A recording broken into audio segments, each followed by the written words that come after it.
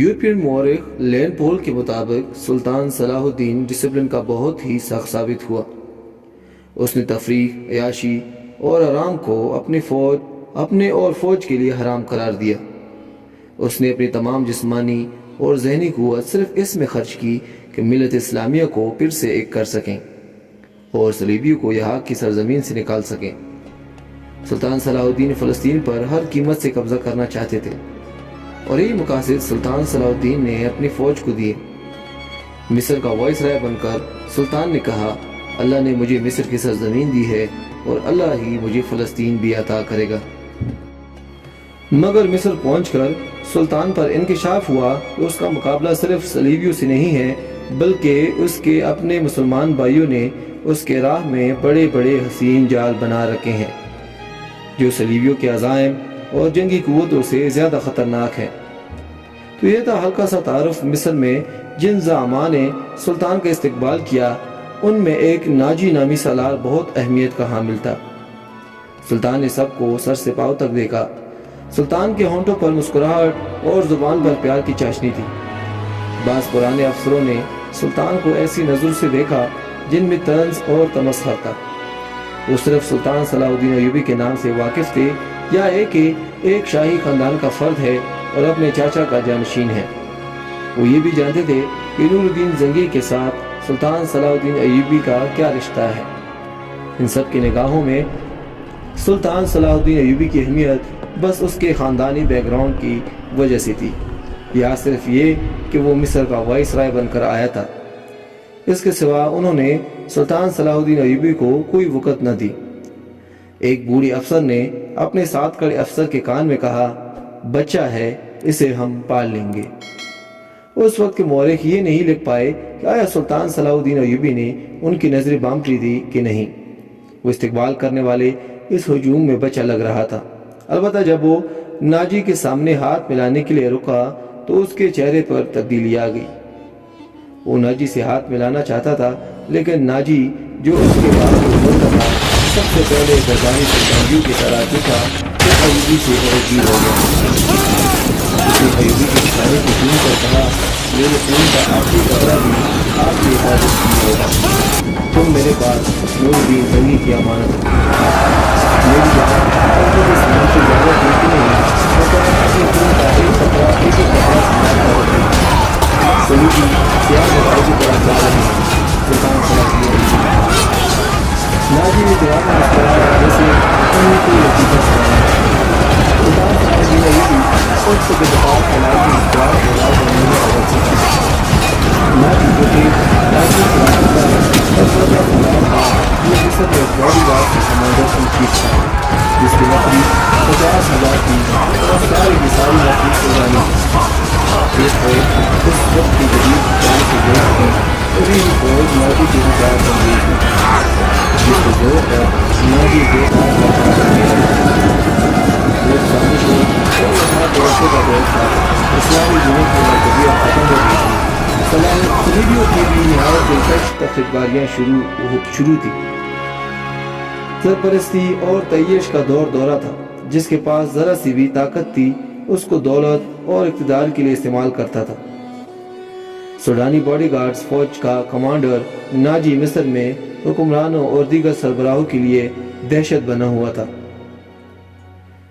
اللہ نے اس کو ساز دماغ دیا تھا۔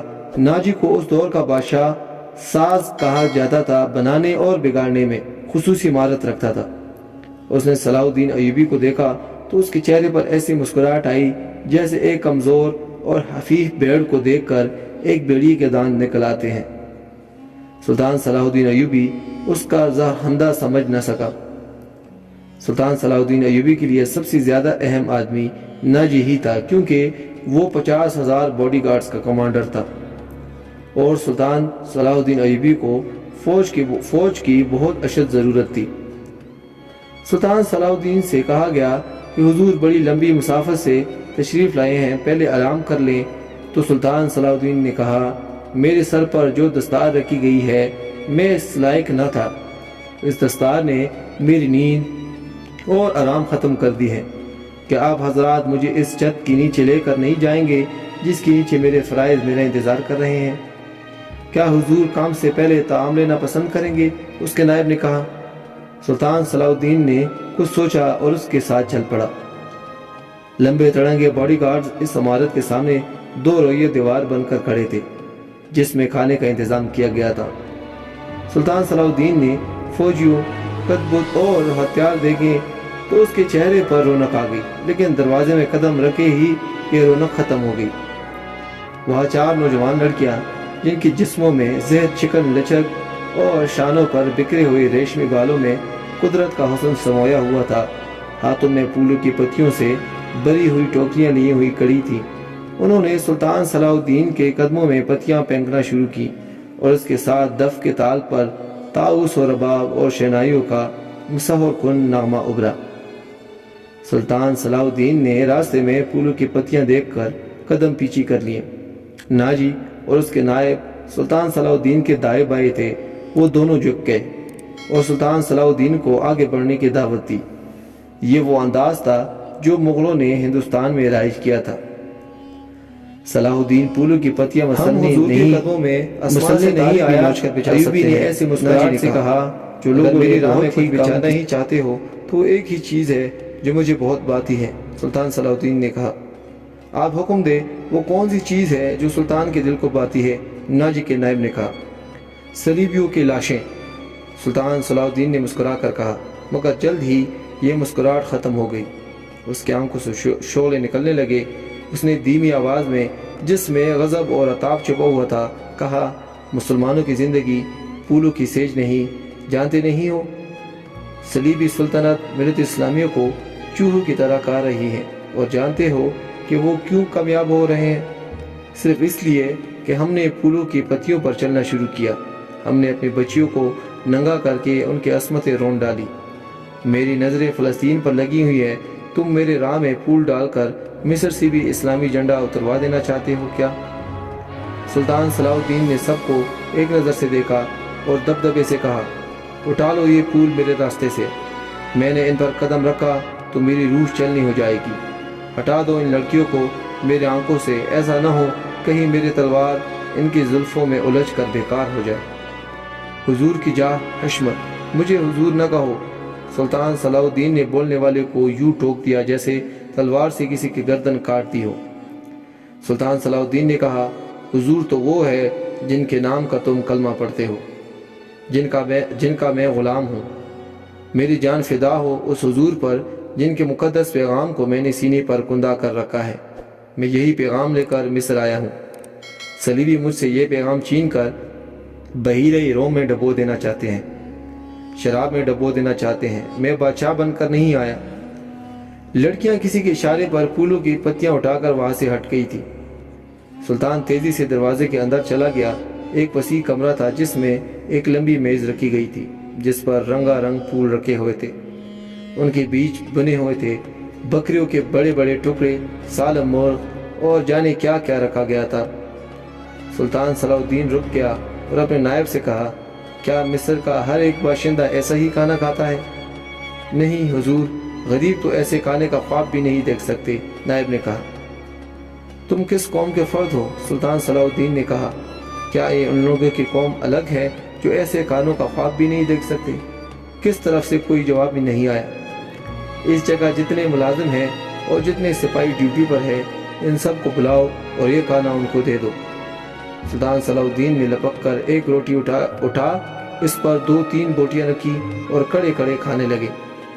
نہایت تیزی سے روٹی کھا کر پانی پیا اور باڈی گارڈز کے کمانڈر ناجی کو ساتھ لے کر اس کے کمرے میں چلا گیا جو وائسرائے کا دفتر تھا۔ 2 گھنٹے بعد ناجی دفتر سے نکلا دوڑ کر اپنے گھوڑے پر سوار ہوا، ایڑ لگائی اور نظروں سے اوجھل ہوا۔ رات ناجی کے 2 کمانڈر جو اس کے ہمراز تھے بیٹھے اس کے ساتھ شراب پی رہے تھے۔ ناجی نے کہا، جوانی کا جوش ہے، تھوڑے دنوں میں ٹھنڈا کرا دوں گا۔ کمبخت جو بھی بات کرتا ہے کہتا ہے رب کعبہ کی قسم، صلیبیوں کو ملت اسلامیہ سے باہر نکال کر ہی دم لوں گا۔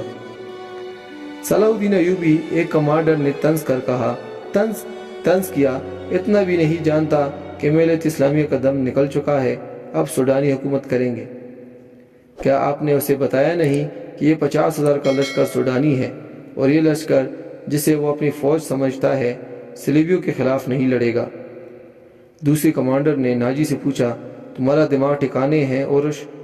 میں اسے یقین دلایا ہوں کہ یہ 50,000 سوڈانی شیر صلیبیوں کے پرخچے اڑا دیں گے، لیکن ناجی۔ دوستو، اگر آپ ہمارے چینل پر نئے ہیں اور ایسی موٹیویشنل اور سبق آموز ویڈیوز دیکھنا چاہتے ہیں تو ہمارے چینل کو سبسکرائب کریں اور بیل آئکن پر کلک کریں تاکہ ہماری ہر نئی آنے والی ویڈیو آپ کو بلا تاخیر ملتے رہیں۔